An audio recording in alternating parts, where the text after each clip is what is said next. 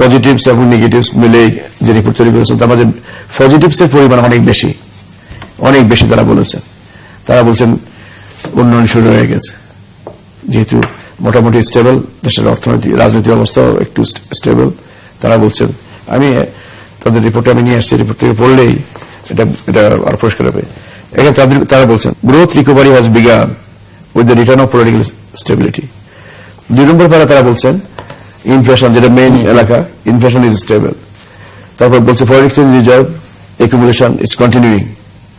4 নম্বর পারায় monetary management and fiscal policies is conducive to development.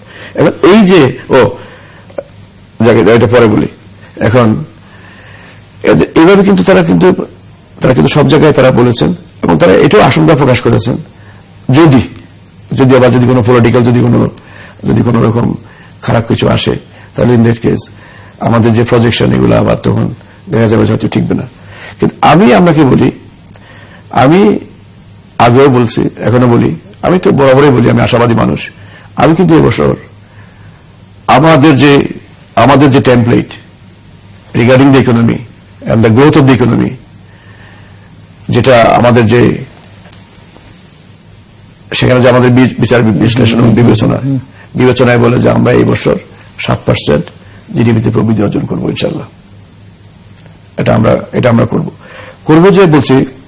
কারণ কি? বেসিসটা কি? কারণ বেসিসটা হলো যে এখন ওয়ার্ল্ড ব্যাংক নিজে 6.2 বলছে, তো এটা একটা প্রথম বেসিস। যার আগে তারা তো জীবনে 5% উপরে বলতো না, তো ওরা নিজেরাই যখন 6.2 বলছে, তো এটা একটা বেসিস। আর তাদের এই রিপোর্টটা হচ্ছে রিপোর্টের পজিটিভস গুলো বেশি আছে, তারা সেখানে সব বলে গেছেন। এখন আপনি দেখেন আমাদের যে গত 3 মাসে যে আমাদের যে ইকোনমিক সিনারিওতে যে আমি যে আবহাওয়া দেখতে পাই, সেটা আমি দেখি যে এটা পজিটিভ। কারণ আমাদের এখন রেভিনিউ জেনারেশন, আমাদের এনবিআর রেভিনিউ গত 3 মাসে এটা প্রবৃদ্ধি হল 16%। 16% গ্রোথ। সাধারণত বছরের প্রথম দিকে এনবিআর গ্রোথ কিন্তু কম থাকে। আমি একদম দৃঢ়ভাবে বিশ্বাস করি এই বছর এনবিআর গ্রোথ হবে 22 থেকে 23%। লাস্ট ইয়ারে কত ছিল? লাস্ট ইয়ারে ছিল 16 ছিল লাস্ট ইয়ারে। লাস্ট ইয়ার আমরা 1,12,25,000 করছি। এখন এই বছর আমাদের 1,50,000 কোটি। সুতরাং এই বছর আমি মনে করি যে এটা 22-23% আমাদের গ্রোথ হবে। So this is one thing. আর সেকেন্ড থিং যেটা হচ্ছে আমাদের রপ্তানিতে আমাদের গ্রোথ আছে। এখন আমাদের ফরেন কারেন্সি রিজার্ভের পরিমাণ $22 বিলিয়ন উপরে, হাইয়েস্ট। গত বছর আমরা যেটা একটা নেগেটিভ ট্র্যাজেক্টরিতে পড়ে গেছিলাম, সেটা হচ্ছে আমাদের ইনফ্লো অফ রেমিটেন্সেস। ইনফ্লো অফ রেমিটেন্সেস ছিল আমাদের 1.3% মতো আমাদের কম সারা বছর, আমাদের হোল ইয়ার।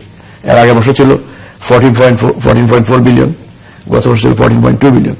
$200 মিলিয়ন আমরা কম অর্জন করেছি। আপনি শুনে খুশি হবেন, এবছর প্রথম কোয়ার্টারে এখন গ্রোথ রেট হল 21%। Very good. 21.9%। 21.9%। এটা ওয়ার্ল্ড ব্যাংকের রিপোর্টও আছে, লাস্ট পেজে আছে 21.9%।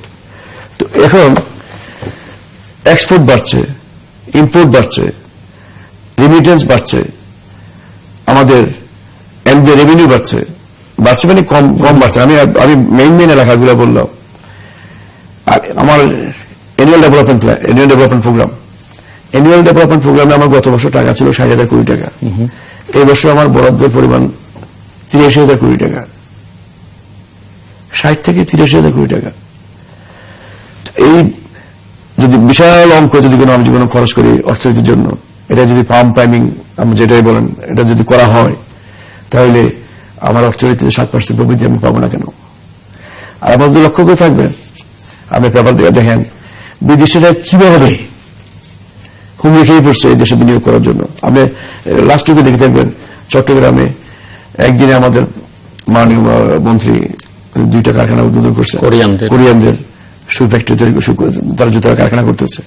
তো এখন শুধু আগে ইনভেস্টমেন্ট হচ্ছে শুধু লোকাল, এখন লোকাল ফরেন দুটো মিলে একসাথে হচ্ছে। এজ এ রেজাল্ট মোমেন্টামটা অনেক বেশি। এটার গতিবেগ অনেক বেড়ে গেছে, এবং এটা আমরা যদি ধরে রাখতে পারি তাহলে আমি মনে করি যে আমাদের 7%-এর উপরে আমাদের জিডিপি প্রবৃদ্ধি অর্জন করতে পারবো। আমাদের এটা করার জন্য আমরা জানি আমাদের কোথায় কোথায় ব্যর্থতা আছে, ব্যর্থগুলো আমরা জানি।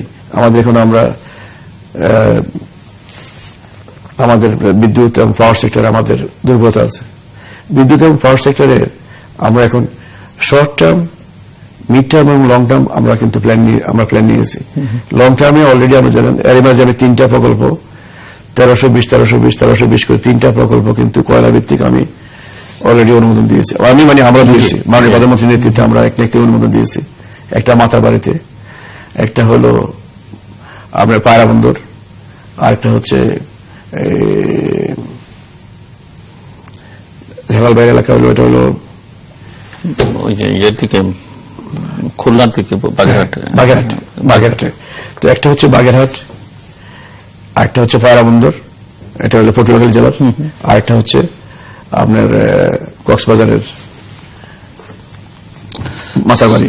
এখানে এই যে প্রকল্পগুলো আমরা দিচ্ছি, এই প্রকল্পগুলো থেকেও বেনিফিট আমাদের আসবে। আমরা যদি কোনো বিদ্যুৎ আর জ্বালানি খাতে আমরা যদি আমরা দিতে পারি, আমাদেরকে এখন যারা আমাদের এখানে গ্যাস উত্তোলনের সাথে সম্পৃক্ত তারাও আশাবাদী যে তারা শিগগিরই আমাদের চাহিদা মেটাতে পারবে। আর যদি মেটাতে না পারে তাহলে ইন দ্যাট কেস আমাদেরকে আবার বিকল্প ব্যবস্থা দিতে হবে। বিকল্প ব্যবস্থা দুটো আছে আমাদের কাছে। একটা হচ্ছে আমাদের আবার বার্জ মাউন্টেড পাওয়ার প্ল্যান্টে যেতে হবে।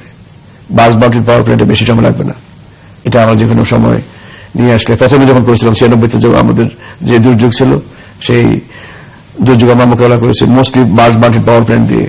এখন আবার বার্জ মাউন্টেড পাওয়ার প্ল্যান্ট নিয়ে আসা হয় তাহলে কম সময়ের মাঝে আমরা কিন্তু এটা মিট করতে পারবো। আরেকটা হচ্ছে যে আমাকে বিভিন্ন জন বলছেন, যারা আমাদের ব্যবসায়ীরা যারা আমাকে বলে যাচ্ছেন, সেটা হলো আমরা এখন কিছু গ্যাস আমরা ব্যবহার করতেছি আমরা ফার্টিলাইজার ফ্যাক্টরিতে। তো তাদের বক্তব্যটি হচ্ছে বিদ্যুৎ তো বিদেশ থেকে আনা যাচ্ছে না, কিনা যাচ্ছে না, আনা যাচ্ছে না, কিন্তু আমরা কিন্তু ফার্টিলাইজার কিন্তু ইম্পোর্ট করতে পারি। তো রাদার উই শুড ইম্পোর্ট ফার্টিলাইজারটা ইম্পোর্ট করে আমরা এই গ্যাসটাকে যদি আমার কোনো পাওয়ার প্ল্যান্টে যদি আমরা ব্যবহার করি তাহলে এখানে কিন্তু আমাদের কিছু সুবিধা হয়। তো আমরা এই যে বিকল্প চিন্তাগুলো আমাদের আছে, এগুলো আমরা যখন আমরা হাতে নেই তাহলে আমি মনে করি যে আমাদের সফলতা আমরা পাবো। একটু আপনি আপনার কোর এরিয়া সম্পর্কে আমাদেরকে বলবেন, এবং বাংলাদেশের সফলতম জায়গাগুলো কি এখন এই মুহূর্তে আপনার কাছে মনে হয় আপনার দৃষ্টিতে? বাংলাদেশের সফলতম জায়গাগুলো আমি পরে একটা তথ্য দিব, এটা বাংলাদেশের মানুষ কি বলে সেটা আমি এটা দিব পরে। আমাদের অর্থনীতি সম্বন্ধে, সরকার সম্বন্ধে, আমার সম্বন্ধে বাংলাদেশের মানুষের যে মন্তব্য, এটা আমি নিয়ে আসছি প্রিন্টেড, এটা আমি আমাকে পরে শোনাবো। তার আগে আমি আমাকে বলি, দেখেন আমরা কতগুলো বেসিক জায়গায় হাত দিয়েছি। আমরা এই দেশের সকল মানুষের অর্থনৈতিক চেহারা পরিবর্তন করব। হাওর বাওয়ার বলেন, নদী বাংলা এলাকা বলেন, কোস্টাল বেল্ট বলেন, পাহাড়ি এলাকা বলেন, এই সমস্ত জায়গার মানুষের উন্নয়ন আশাতীতভাবে বেড়ে যাবে আগামী 4 বছরে। কি পরিমাণ বাড়বে এটা আজকে আপনাকে বলে দিলাম। 4 বছর পরে আপনি আমার থেকে সেই ব্যালেন্স শিট নেবেন, 4 বছর পরে রিকনসাইল করবেন, আজকে আমি বলে গেলাম। এখন আমাদের কিছু সেক্টরে আমাদের অলরেডি কিন্তু আমরা কিন্তু বৈপ্লবিক পরিবর্তন নিয়ে আসছি। একটা হলো আইটি সেক্টরে। এখন এমন কোন ইউনিয়ন পাবে না যে ইউনিয়ন আমাদের সেখানে তথ্যপত্র আপনি বিনিময় করতে পারছেন না, এক্সচেঞ্জ করতে পারছেন না। সেখানে আমাদের প্রত্যেকটাতে আমাদের গ্রামে বসেই আপনি সারা বিশ্বের সাথে যোগাযোগ করতে পারছেন। আমাদের তথ্য কেন্দ্র যেখানে জানা আছে আমাদের প্রত্যেকটা ইউনিয়নে। এখন আমাদের পরিকল্পনা আছে প্রত্যেকটা ক্লাসরুমকে আমরা মাল্টিমিডিয়া ক্লাসরুমে রূপান্তর করব। আমাদের টেলিফোন ডেনসিটি এখন অলমোস্ট 67%। 11 কোটি মানুষ টেলিফোন ব্যবহার করে, 3 কোটি মানুষ এখন ইন্টারনেট ইউজ করে। আমাদের এই টেলিফোন খাতের অগ্রগতি অথবা আইটি সেক্টরের অগ্রগতি দেখে স্বয়ং বিল গেটস এখান থেকে 6 দিন কি 7 দিন আগে আমাদের দেখে দেখবেন পত্রিকায়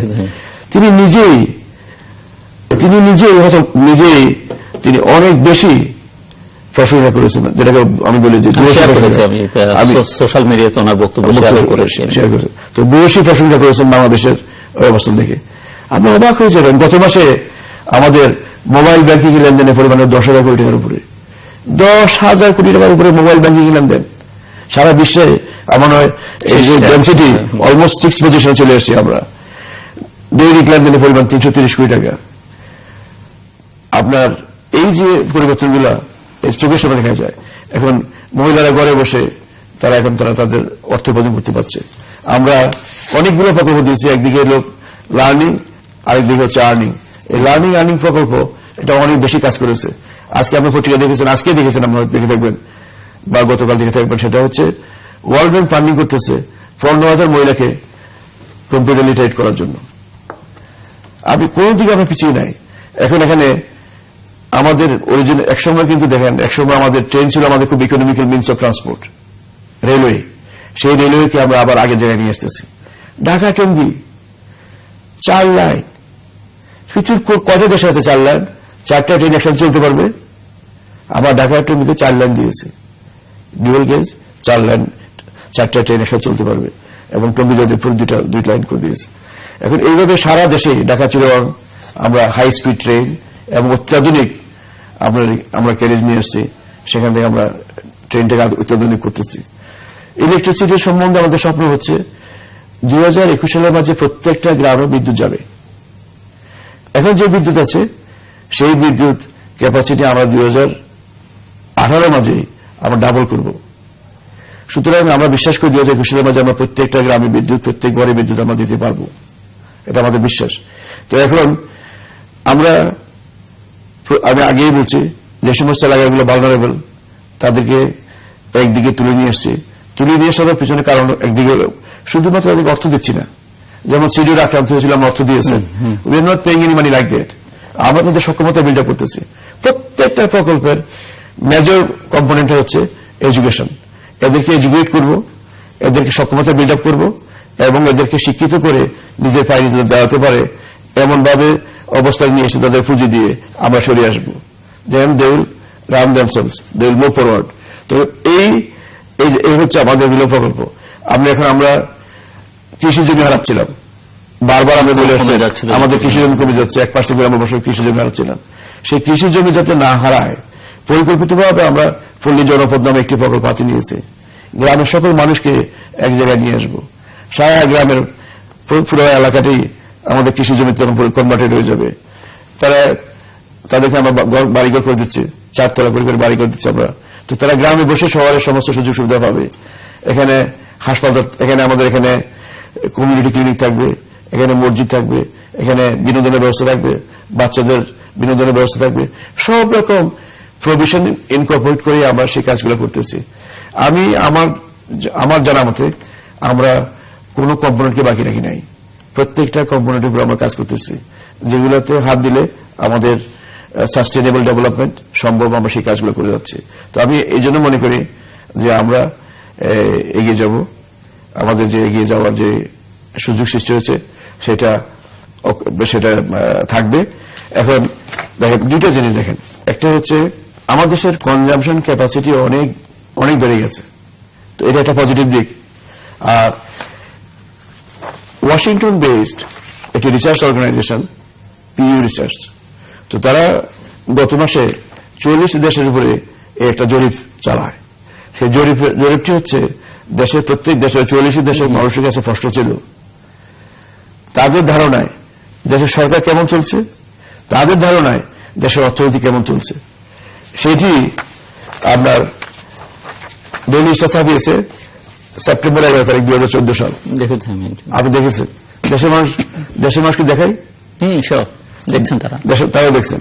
সেখানে বলছেন দেশের 71% মানুষ মনে করে আমাদের অর্থনীতি সকল সময়ের চেয়ে বেগবান এবং শক্তিশালী। আর দেশের 54% মানুষ মনে করে যে সরকার দেশ সঠিকভাবে চালাচ্ছে। সরকার সম্বন্ধে মন্তব্য হল 54% পজিটিভ, আর অর্থনীতি সম্বন্ধে মন্তব্য হচ্ছে 71% পজিটিভ। তো এটা সুতরাং দেশের মানুষ যখন মনে করে যে এরকম, তাহলে এখন আপনার আমার সাথে একমত হবেন যে আমরা অবশ্যই ভালো চালাচ্ছি। এখন আপনাকে আমি একটা কথা বলছিলাম যে ওয়ার্ল্ড ব্যাংক আমার সম্বন্ধে এক লাইন বলেছে, সেটা কিন্তু আমি ভুলে যাবো, এই জন্য এটা শেষ করে ফেলি। ওয়ার্ল্ড ব্যাংকের বক্তব্যটি তাদের রিপোর্টের কত নম্বর পৃষ্ঠা এটা? রিপোর্টের পৃষ্ঠাও দেয় না, দিয়েছে 6 নম্বর পৃষ্ঠায়, পেজ নাম্বার 6, রোমান 6। তারা বলছেন there has been little visible improvement in the quality of annual development plan implementation. আমার মনে হয় ওয়ার্ল্ড ব্যাংক থেকে এর সাথে বড় সার্টিফিকেট প্ল্যানিং কমিশন জীবনে কখনো পায় নাই।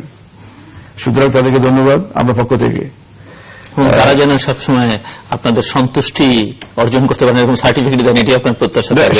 আমি ভালো কাজ করি। অনেক সময় বাংলাদেশ সরকার, মানে আমি এই সরকার মেন করছি না, সব সরকারি ওয়ার্ল্ড ব্যাংকের সঙ্গে তাদের এক ধরনের মত পার্থক্য থাকে বিশেষ ব্যাখ্যা বিশ্লেষণে। It's a good sign. আমি এর থেকে আমি কোন দোষ দেখি না। দেখেন, এখানে ওয়ার্ল্ড ব্যাংক আমাদের একটা stakeholder, right? World bank আমাদের কার্যকলাপে তারা অডিট করবে, তাদের নিজের স্যাটিসফ্যাকশন থাকবেই। কারণ ওয়ার্ল্ড ব্যাংকটি একটা প্রাইভেট অর্গানাইজেশন হলেও এটা সারা গ্লোবালি সমস্ত গ্লোবাল কমিউনিটিকে তারা সন্তুষ্ট করতে হয়। সেখানে তাদের বোর্ডে সারা বিশ্বের খ্যাতনামা অর্থনীতিবিদ যারা আছেন তারা আছেন, তো তাদের নিজস্ব কিছু নীতি আছে। আমি যদি এখন ওয়ার্ল্ড ব্যাংক থেকে টাকা নিয়ে এটা যথাযথভাবে খরচ না করি, তারা আমার বিরুদ্ধে যেতেই পারে। আর আমি যখন ভালো কাজ করবো, তারা যে আমার সম্বন্ধে ডেটা ইন্ডেক্স, তাদেরকে আমি ধন্যবাদ দিচ্ছি। এবং এটা আমাকে আরো ইন্সপায়ার করবে, এটা আমাকে আরো ইন্ডিউস করবে, আরো মোটিভেট করবে, যাতে আমি আগামীতে আরো ভালো কাজ করতে পারি। উই অ্যাপ্রিশিয়েট ইট। বাংলাদেশ সম্প্রতি এশিয়ান ইনফ্রাস্ট্রাকচার ইনভেস্টমেন্ট ব্যাংকের সঙ্গে যুক্ত হয়েছে, এবং এই যুক্ত হওয়াটাকে আপনি কিভাবে দেখেন? এখন দেখেন, 400 বছর আগে আপনার এক সময় এশিয়ায় ছিল লিডার। আমি বহুবার আমরা এখানে বলে গেছি। এবং ভারত তখন পৃথিবীর 22 ভাগ অর্থনীতির মালিক ছিল।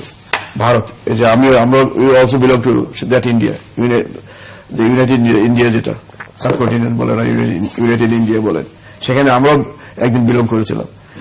আজকে কিন্তু এরপরে পরিবর্তন হয়েছে, কিন্তু আজকে আবার পরিবর্তিত অবস্থায় এই যে পরিবর্তন দেখতেছি, সেখানে দেখা যাচ্ছে যে আবার ইকোনমি কিন্তু ঘুরে ফিরে আবার এই এলাকায় আসছে। আমি একটু আগে আপনাকে তথ্য দিয়েছি, অ্যাডভান্সড ইকোনমি গ্রো করবে 1.8% এই বছরে, আর ইমার্জিং ইকোনমি গ্রো করবে 5.1%, আর এশিয়ান ইকোনমি গ্রো করবে 6.2%। So Asian economy is much ahead of the advanced economy or emerging economies. আমি মনে করি এখন এই মুহূর্তে এশিয়া ঘুরে ফিরে কিন্তু আবার বিশ্ব অর্থনীতিতে লিড নেবে এবং বিশ্ব অর্থনীতিকে নেতৃত্ব দেবে। এবং সেই কারণে আমি মনে করি এশিয়ান ডেভেলপমেন্ট ব্যাংক একটি আছে, এশিয়ান ডেভেলপমেন্ট ব্যাংক, এটার মতো করে এশিয়ার বিভিন্ন দেশের ইনফ্রাস্ট্রাকচারগুলোকে মোকাবেলা করার জন্য এখন যে ব্যাংকটি করা হলো, এবং বাংলাদেশ যেখানে সদস্য হয়েছে এশিয়ান ইনফ্রাস্ট্রাকচার ডেভেলপমেন্ট ব্যাংক, আমি মনে করি এতে করে অন্যায় কিছু নেই। আমাদের কাজটি হবে দেশ হিসাবে আমাদের এখন পশ্চিমের থেকে আস্তে আস্তে we should look towards east, কারণ এটা ফ্লেক্সিবল ইকোনমি দেশের মানুষের জন্য। যেখানে গেলে আমাদের সুবিধা হবে সেখানে আমাদের যেতে হবে। তবে আমাদের কারোর সাথে বৈরিত না, সবার সাথে আমাদের সুসম্পর্ক রাখতে হবে।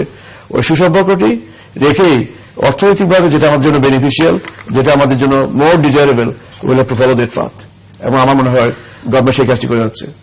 সো মিস্টার মিশ্রা, আমরা একেবারে শেষের দিকে, হাতে খুব বেশি সময় নেই, আপনি একটু আমাদেরকে বলবেন যে একটিকে যেসব প্রজেক্টগুলো আপনারা অ্যাপ্রুভাল দিচ্ছেন, কিছু প্রজেক্ট সম্পর্কে যেগুলো দর্শকদের জানা দরকার, একটু ভালো অবস্থানে আছে, কাজ চলছে, বা আমি আশা জায়গা নিয়ে প্রজেক্ট আমি বলতে চাই। আশা জায়গা নিয়ে প্রজেক্ট আসলে আমি আবারও আপনাকে বলবো, আমরা প্রকল্পগুলো যখন দেই, কিছু বিবেচনায় আমরা প্রকল্পগুলো নিয়ে আসি। প্রকল্পগুলো নিয়ে আসার আগে আমরা দেখি যে কোন প্রকল্পে আমাদের প্রবৃদ্ধি অর্জনে আমাদের সহায়ক হবে, কোন কোন এলাকাগুলো পিছিয়ে আছে, এগুলো আমরা দেখি।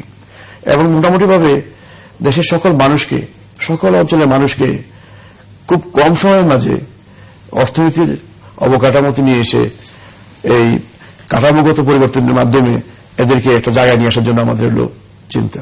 সেই কাজটি আমরা করি। এবং সেই জন্য আমরা হাওড় এলাকা, আমি আগে বলেছি হাওড় এলাকা এবং কোস্টাল বেল্ট, নদী ভাঙ্গন এলাকা এবং পাহাড়ি এলাকা, চিরাং হিল ট্রেক্স, রাঙামাটি বলেন, বান্দরবন বলেন, এই সমস্ত এলাকাগুলো, আমার কুমিল্লাও আছে, লালমাই, ময়নামতি পাহাড়, এই সমস্ত এলাকা, সিলেটে আছে অনেক পাহাড় পর্বত, জাফলং এলাকা, যে সমস্ত এলাকা আছে, আমরা এই সমস্ত এলাকাগুলোকে প্রাধান্য দিই। আমরা প্রাধান্য দিচ্ছি এই কারণে এগুলো পিছিয়ে আছে। হাওড় বাওড় এলাকাগুলো মানুষের, ওই এলাকার মানুষের অনেক কষ্ট, এরা অনেক কষ্টে আছে। এবং একসময় মঙ্গা ছিল নর্থ বেঙ্গলে, আমরা সেই নর্থ বেঙ্গল আজকে মঙ্গা নাই। আমরা সেই নর্থ বেঙ্গলের জন্য অনেক প্রকল্প দিচ্ছি। আমাদের সুগার মিলগুলো বন্ধ, প্রায় সুগার মিলগুলো বন্ধ হয়ে যাচ্ছিল বিভিন্ন কারণে। আপনার আমরা যে পরিমাণ আমাদের এখানে এটার পিছনে টেকনোলজি, সায়েন্স বলেন, টেকনোলজি বলেন, এবং যেভাবে আমাদের উদ্ভাবনী শক্তি খুঁজে বের করার কথা ছিল আমরা করতে পারি নাই। সাপোর্টও যে পরিমাণ দেওয়ার কথা ছিল আমরা সে পরিমাণ দিতে পারি নাই। এখানে আমরা সিদ্ধান্ত নিয়েছি যেখানে যেখানে সুগার মিল আছে সেই সমস্ত সুগার মিলগুলো থেকে প্রোডাক্টস তৈরি করে আমরা এক্সপোর্ট করব। ফেরত তৈরি করে এক্সপোর্ট হয় সেরকম আমরা এক্সপোর্ট করব। আর সুগার কেন থেকে সারা বিশ্বে কিন্তু সুগার মিল চলাচ্ছে, খালি ব্রাজিল আর সব জায়গায় কিন্তু সুগার বিট তৈরি হচ্ছে, সুগার বিট থেকে সুগার কেন হয়, সুগার হয়। তো আমরা যে নির্দেশনা দিয়েছি আমরা একনিক সভা থেকে সংশ্লিষ্ট মন্ত্রণালয়কে, যে আমাদের দেশে যেন সুগার বিট তৈরি করে সুগার বিট যেন উৎপাদন করা হয় এবং সেখান থেকে যেন সেই কাজটি করা হয়।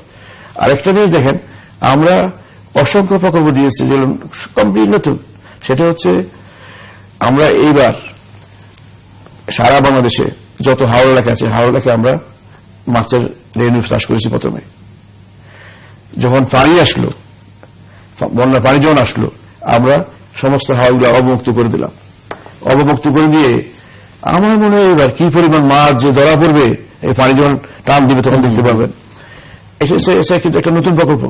এখানে হাজার হাজার মানুষ এই প্রকল্পের সাথে কর্মসংস্থান সৃষ্টি হবে। এরপরে মাননীয় প্রধানমন্ত্রী এর সাথে আরো একটা প্রকল্প যোগ করে দিলেন, যে এখন ওই সমস্ত এলাকায় ওপেন ইয়ার্ড তৈরি করে দিচ্ছি আমরা। ওপেন ইয়ার্ড, সেখানে যে মাছগুলো এখন ধরা পড়বে, মাছগুলো নিয়ে আসলে সমস্ত মহিলারা কাজ করবেন এখানে। এগুলোকে এখন সর্টিং করে যেখানে কই মাছ, যেখানে শিং মাছ থেকে শিং মাছ, কই মাছ থেকে কই মাছ, মাগুর মাছ থেকে মাগুর মাছ, এইভাবে সমস্ত মাছ সেখানে সর্টিং করে বিভিন্ন বক্সে রাখা হবে।